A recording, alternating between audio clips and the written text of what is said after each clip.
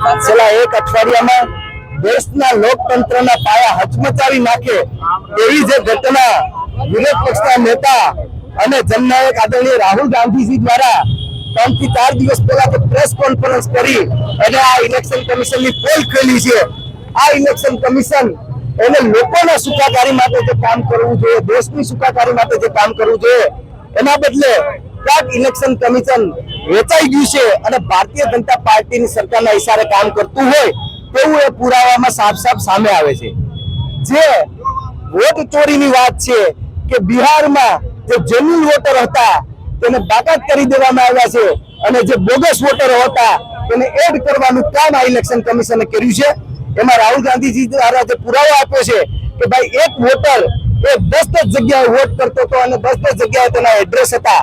એ ક્યાંક ને ક્યાંક એક ગંભીર વિષય છે અને જે બંધારણીય હક છે કે એક જણાને એક વોટનો અધિકાર છે, આ બંધારણીય હક એ બંધારણ ખતમ કરવાનું કામ આ ઇલેક્શન કમિશન કરી રહી છે। કાલે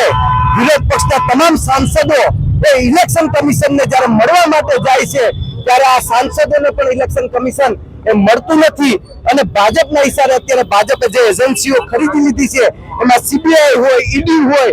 કેમ વિરોધ પક્ષને દબાવવું, કેમ લોકોને હેરાન કરવા, તે માટેનું કામ જ્યારે થઈ રહ્યું હોય એવું જ રીતના ઇલેક્શન કમિશન પણ તેના માટે કામ કરી રહ્યું હોય એવું અમને લાગી રહ્યું છે। ત્યારે વિરોધ પક્ષ તરીકે જ્યારે અમારા નેતા રોડ ઉપર હોય તો એનએસયુ અને કોંગ્રેસ એ શાંત કેમ બેસી શકે? તો આજે એનએસયુ શરૂઆત કરી છે કે આ ઇલેક્શન કમિશને આનો જવાબ આપવો પડશે। તથ્ય જે ઇલેક્શન કમિશનમાં જે લોકો જવાબદાર છે આના એના ઉપર કડકમાં કડક પગલા થવા જોઈએ અને જે જનતાનો વિશ્વાસ જનતા ખોઈ ચૂકી છે આ ઇલેક્શન કમિશન ઉપરથી એ પાછું પ્રસ્થાપિત થાય એ માટેનું આજે વિરોધ પ્રદર્શન છે।